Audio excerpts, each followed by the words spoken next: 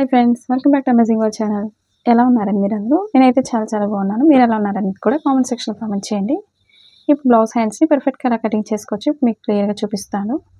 ఎందుకంటే ఫ్రంట్ పార్ట్లో ఎక్కువ చాలామంది ఫోల్డింగ్స్ వస్తూ ఉంటాయి కదండి. అవి రాకుండా ఉండాలంటే మనం ఎలాంటి టిప్స్ పాటించాలి ఈ వీడియోలో క్లియర్గా చూపిస్తున్నాను. స్కిప్ చేయకుండా చూడండి. మీకు కొత్తగా చూసేవాళ్ళు నేను చెప్పే ప్రతి పాయింట్ కూడా మీరు ఫాలో అయినట్లయితే ఈజీగా కట్ చేసుకోవచ్చు. ఏ సైజ్ హ్యాండ్స్ అయినా సరే, బ్లౌజెస్ కానీ డ్రెస్సెస్ కానీ దేనికైనా సరే మనం ఈ టిప్స్ అయితే పాటించాలి. ఇప్పుడు మనం 2 హ్యాండ్స్ కోసం డబుల్ ఫోల్డింగ్ అయితే తీసుకోండి. ఇదే క్లాత్ని మిడిల్ ఫోల్డింగ్ చేస్తున్నాను. అంటే 4 ఫోల్డింగ్స్లో 4 చేసుకోవాలి. ఈ విధంగా మీకు ఎంత సరిపోతుందో హ్యాండ్స్ అనేది ఈ విధంగా ఫోల్డ్ చేసుకోవాలి. మన ఛానల్ కనుక కొత్తగా చూసినట్లయితే సబ్స్క్రైబ్ చేసుకోండి, ఫ్రెండ్స్కి కూడా షేర్ చేయండి. ఇప్పుడు 4 ఫోల్డింగ్స్లో అయితే ఫోల్డింగ్ ఉంది. ఇప్పుడు ఇదే క్లాత్కి మెజర్మెంట్ ఎలా తీసుకోవాలి మీకు చూపిస్తున్నాను. మీకు బ్లౌజ్ ఉంటే బ్లౌజ్ వేసుకోండి, లేదా టేప్తో చూసుకోండి. మీకు హ్యాండ్ పొడవు ఎంత అయితే కావాలో మీరు ఒకసారి చూసుకొని మార్కింగ్ చేసుకోండి. కింద ఇప్పుడు కూడా మనం ఫోల్డింగ్ కోసం, లోపల ఫోల్డింగ్ కోసం ఒక 1.5 ఇంచ్ అయితే మార్కింగ్ చేసుకోవాలి. అదే మార్కింగ్ని చివరికి డ్రా చేసుకోవాలి.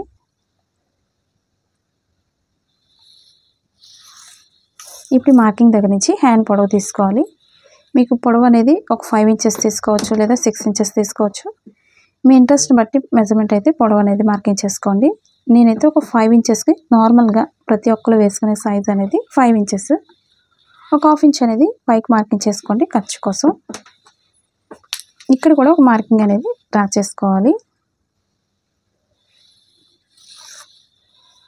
ఇప్పుడు ఇంకొక మార్కింగ్ అనేది మార్కింగ్ అయితే చేస్తున్నారు ఒక 3 ఇంచ్కి.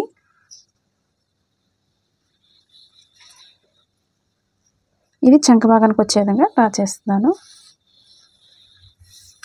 ఈ మార్కింగ్ ఎందుకనేది ఇప్పుడు మీకు చెప్తాను. ఇప్పుడు మీకు హ్యాండ్స్కి కర్వ్ అనేది షేప్ పర్ఫెక్ట్గా రావాలి అనుకునే వాళ్ళు ఈ విధంగా మార్కింగ్ చేసుకోండి.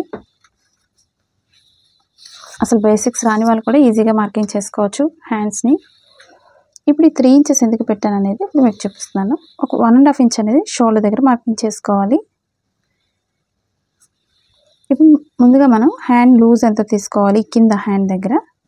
నేను ఒక 5 ఇంచెస్ ఒక మార్కింగ్ అయితే చేస్తున్నాను హ్యాండ్ దగ్గర. అలాగే ఒక 2 ఇంచ్ అనేది ఖర్చు కోసం మెజర్మెంట్ మార్కింగ్ చేసుకోవాలి. ఎక్స్ట్రా సైడ్ జాయింట్స్ ఖర్చు కోసం ఇది కింద వరకు ఒక మార్కింగ్ చేసుకోవాలి. ఇప్పుడు హ్యాండ్ లూజ్ తీసుకోవాలి. చంక భాగం దగ్గర నుంచి షోల్డర్ దగ్గరికి కరెక్ట్గా మనకి 6.5 ఇంచ్ అయితే మార్కింగ్ చేస్తున్నాను. ఇది మనం క్రాస్గా తీసుకోవాలి. ఈ విధంగా ఇక్కడి నుంచి ఒక 2 ఇంచెస్ మార్కింగ్ చేసుకోవాలి. ఇప్పుడు 1.5 దగ్గర నుంచి ఈ 3 పాయింట్స్ లోతు తీసిన దగ్గరికి ఈ మార్కింగ్ దగ్గర నుంచి ఈ విధంగా క్రాస్ చేసుకోవాలి.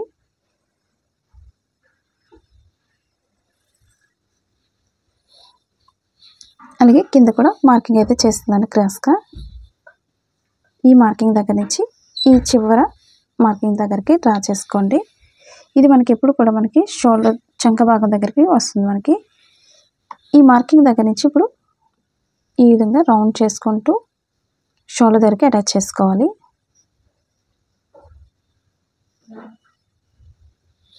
ఇప్పుడు ఈ మార్కింగ్ ఎందుకనేది కూడా నేను లాస్ట్లో చెప్తాను మీకు.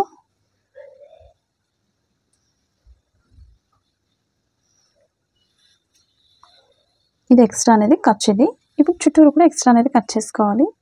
మీకు షేప్ అనేది పర్ఫెక్ట్గా రావాలంటే ఈ విధంగా డ్రా చేసుకోండి. ఇది మనకి ఫోల్డింగ్ కోసం.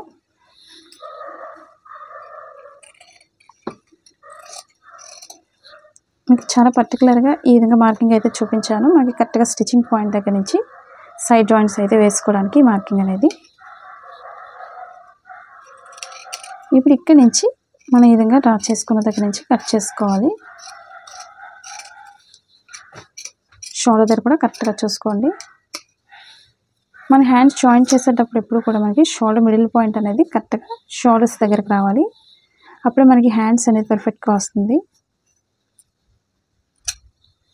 అలాగే ఈ ఫోల్డింగ్ మార్కింగ్ దగ్గర కొంచెం కట్ చేసుకోండి. అంటే ఇక్కడ వరకు లోపల ఫోల్డింగ్ అని తెలియడం కోసం. ఇప్పుడు లోతు తీసుకోవాలి. మీకు ఫస్ట్లో చెప్పిన విధంగా లోతు అనేది ఈ మార్కింగ్ ఎందుకనేది ఇప్పుడు మీకు చూపిస్తున్నాను.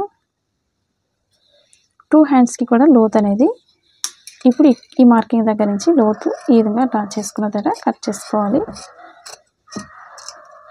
మీకు ఫ్రంట్ పార్ట్లో ఫోల్డింగ్స్ రాకుండా ఉండాలంటే కరెక్ట్గా ఈ విధంగా ఫ్రంట్ పార్ట్కి వచ్చే విధంగా లోతు అనేది తీసుకోండి. అలాగే ఫ్రంట్ పార్ట్ అని తెలియడం కోసం ఈ విధంగా కాట్ అయితే పెట్టుకోవాలి. ఫ్రంట్ పార్ట్లో ఇవి 2 హ్యాండ్స్కి కూడా మనం రాంగ్ సైడ్ డ్రా చేసుకోండి. నార్మల్ అయితే మీకు తెలియదు కాబట్టి ముందే డ్రా చేసుకోండి. ఈ విధంగా ఫ్రంట్ పార్ట్కి వచ్చే విధంగా జాయింట్ అయితే చేసుకోండి. కొత్తగా నేర్చుకునే వాళ్ళు టిప్స్ అన్ని పాటించండి. మీ బ్లౌజ్ని పర్ఫెక్ట్గా ఫోల్డింగ్స్ రాకుండా ఫ్రంట్ పార్ట్లో స్టిచ్ చేసుకోవచ్చు ఈజీగా. ఈ వీడియో మీకు నచ్చింది అనుకుంటున్నాను. తప్పకుండా లైక్ అయితే చేసి ఎంకరేజ్ చేయండి. మీ ఫ్రెండ్స్కి కూడా షేర్ చేయండి. Thanks for watching.